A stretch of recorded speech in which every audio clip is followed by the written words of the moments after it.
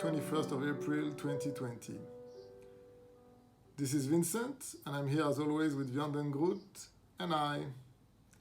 Let's continue our observation of the world affairs during this pandemic of COVID-19.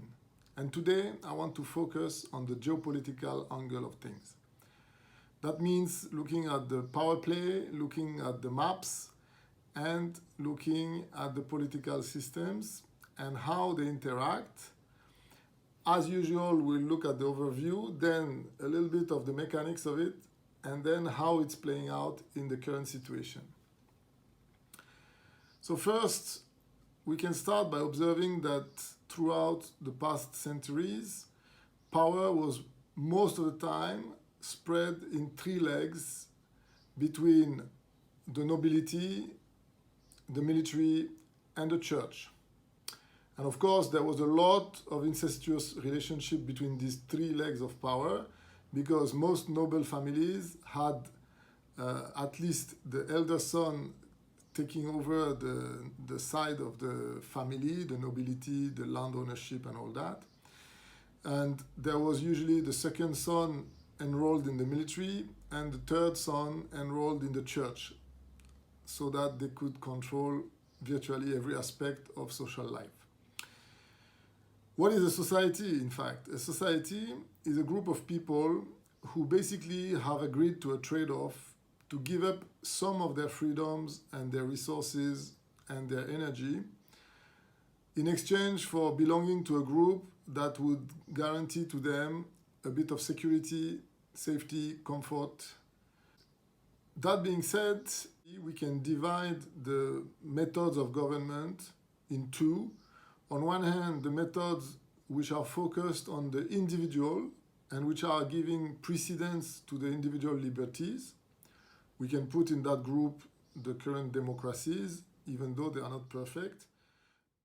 And the other group of government systems which are focused on the collective interest rather than the individual liberties. In that group, we can put communism, but also, to a certain extent, fascism. You can detect my preference between those two sides of things, but the truth is they are not in opposition. It's really a gradual choice to choose a certain degree. As long as we are all living on this planet, we will have to have some degree of society. And when you have a degree of society, you have to have some degree of giving up of freedom and of resources for the common good. Any of these systems are a trade-off between essentially freedom and security.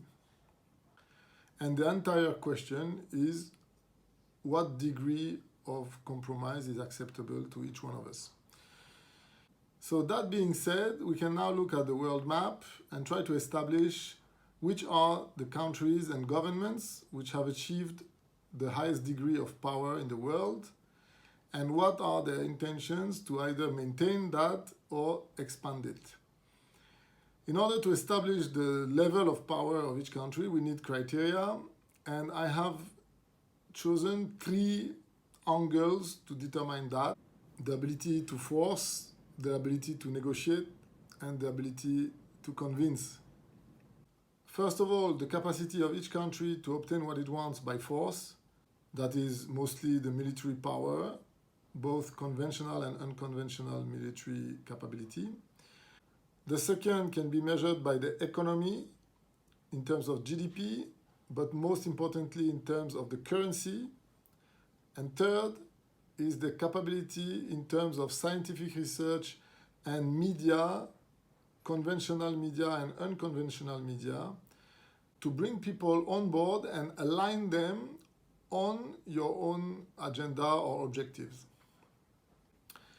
So let's look at the map and see which countries are the strongest in those criteria. If we look on the American continent, there is obviously one superpower, that's the US. There are three secondary powers, Canada, Mexico, and Brazil.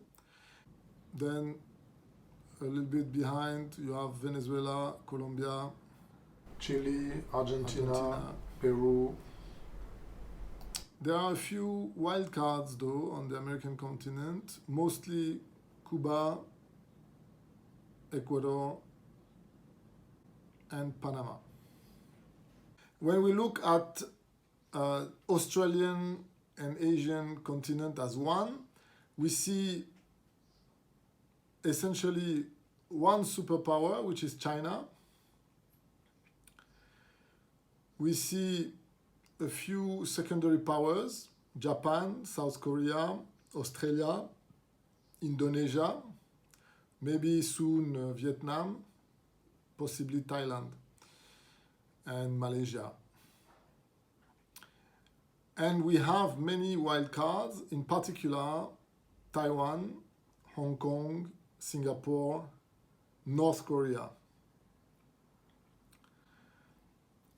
Then if we move to the African continent, there is no superpower today. Possibly one day there will be.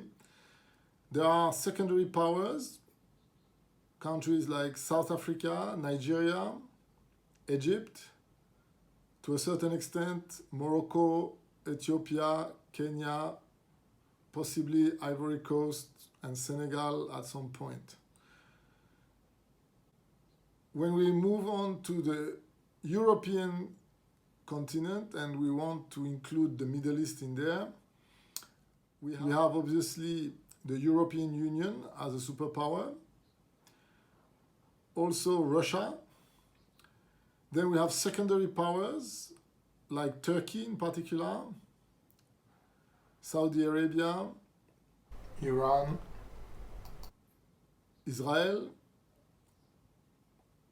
And we have some wild cards like Palestine, obviously, Qatar, the UAE to a certain extent, Ukraine, Syria. So as a summary, globally, we have 4 superpowers: the US, Europe, Russia, and China. We have India, which is halfway between a superpower and a secondary power.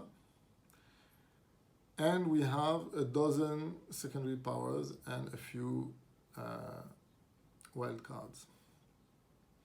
And let's look at their comparative power, and let's look at their alliances.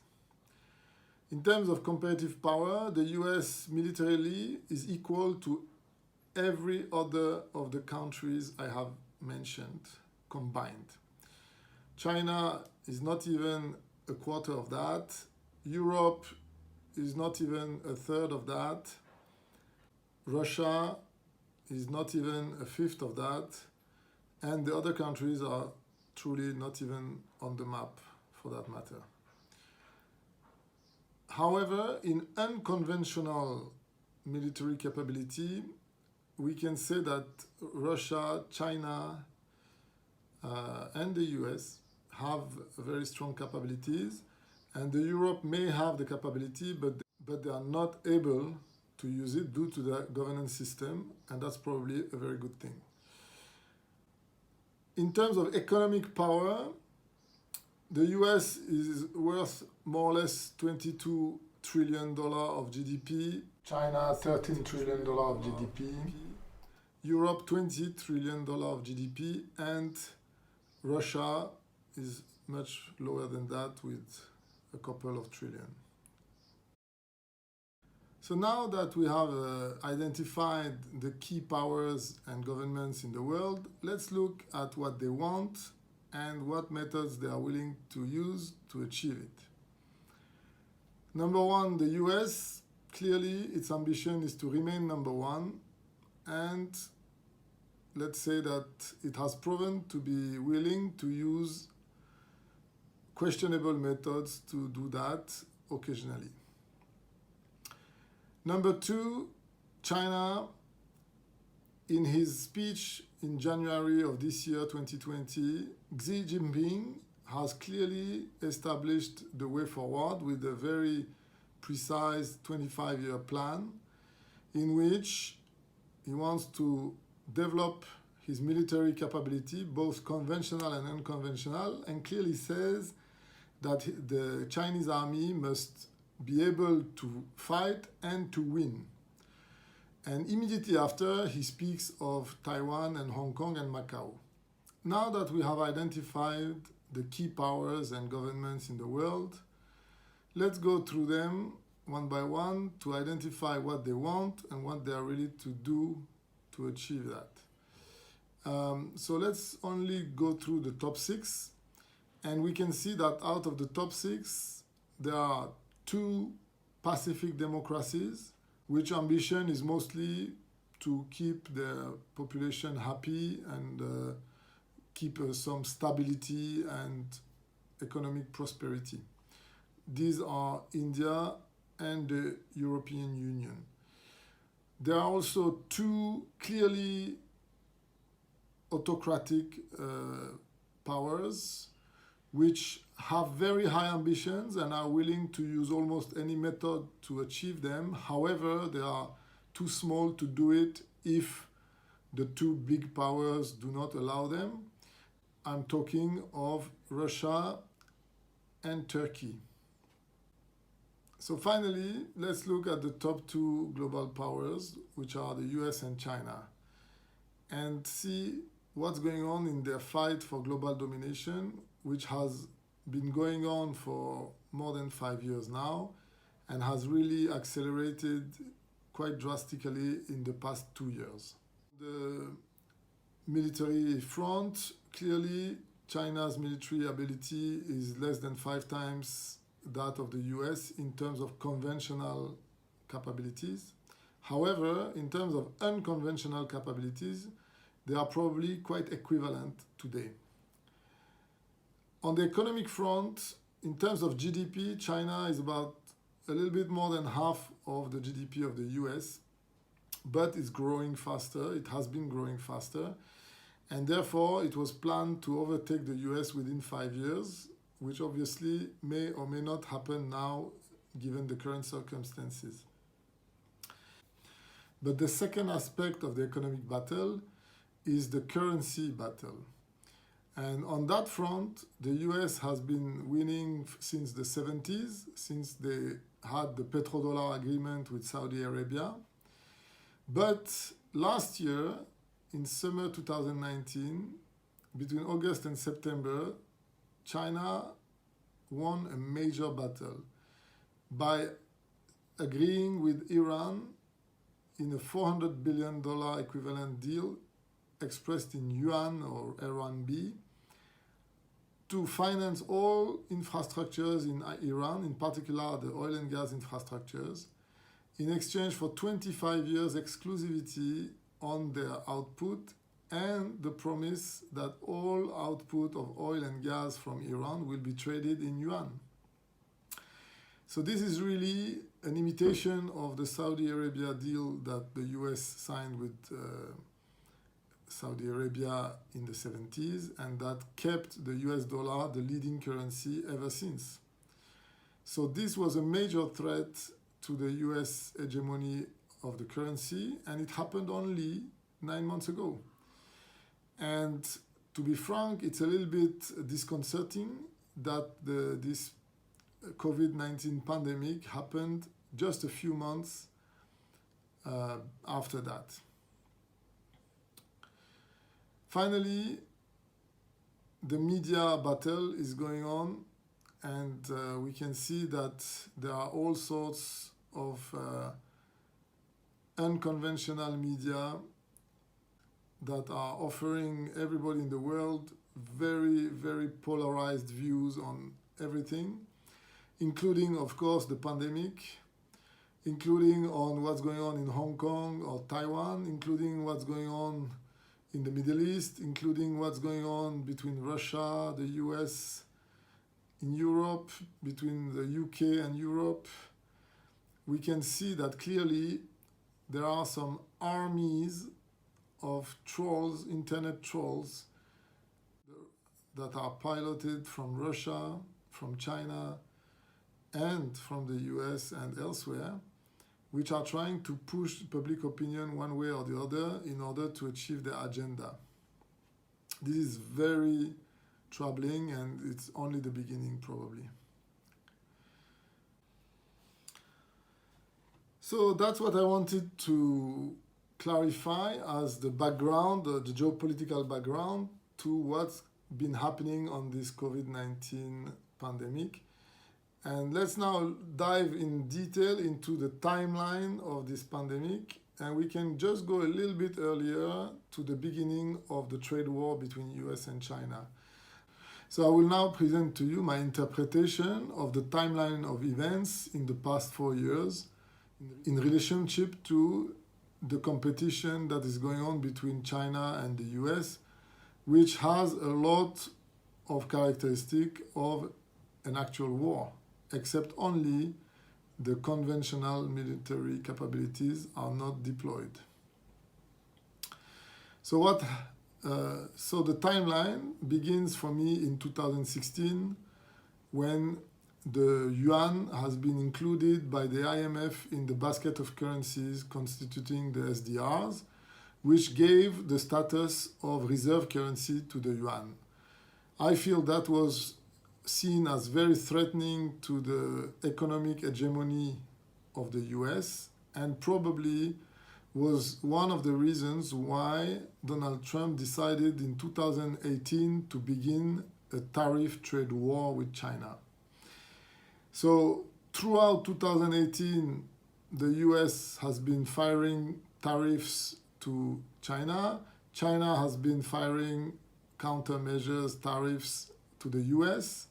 And it culminated in December 2018 with the arrest of the CFO of Huawei, the telecom company of China, while the lady was in transit in Vancouver in Canada. Following that arrest, things really escalated with very serious threats made by China towards Canada and also towards the US, but much more mildly because, of course, the US is mighty. A few months later, in the summer of 2019, China reached a historic agreement with Iran, by which it would fund $400 billion equivalent in yuan of their infrastructure needs, especially their oil and gas infrastructure. And the compensation for that was the obligation for Iran to sell all of the oil and gas output for the next 25 years in yuan or RMB. And that really took the competition or the war between China and the US to another level, I believe. A few months later, just a couple of months later, there were the military games, a kind of Olympics of 10,000 soldiers of many countries, including the US, China, and Iran, who competed, who gathered in Wuhan, of all places, in October 2019 to do this mini Olympic. It lasted about a week, and then everybody went back home. And then later in 2019, anywhere from November 2019, the coronavirus broke out in Wuhan and spread across the globe, as we all know now, creating havoc, but also stopping completely the economy and creating a situation which, frankly, neither China nor the US can control today, which means that whoever is responsible for this outbreak is clearly already regretting what he has done and probably trying to look for a way to mitigate the consequences and avoid being publicly blamed and ashamed and receiving massive compensation claims. So I believe that's where we are today. So this sequence of events may be purely coincidental or they may be caused by each other. It's something that we will probably find out in the coming months, but it is probably prudent today to assume that there is a causation and that we have to be extremely careful as citizens and as governments of countries which are not directly involved in this competition between China and the US to stay away from those countries, to stay away also from the countries that are allied with them, any territories that are contested by any of these countries. So Taiwan, Hong Kong, Macau, Israel, Palestine, Syria, and even Turkey.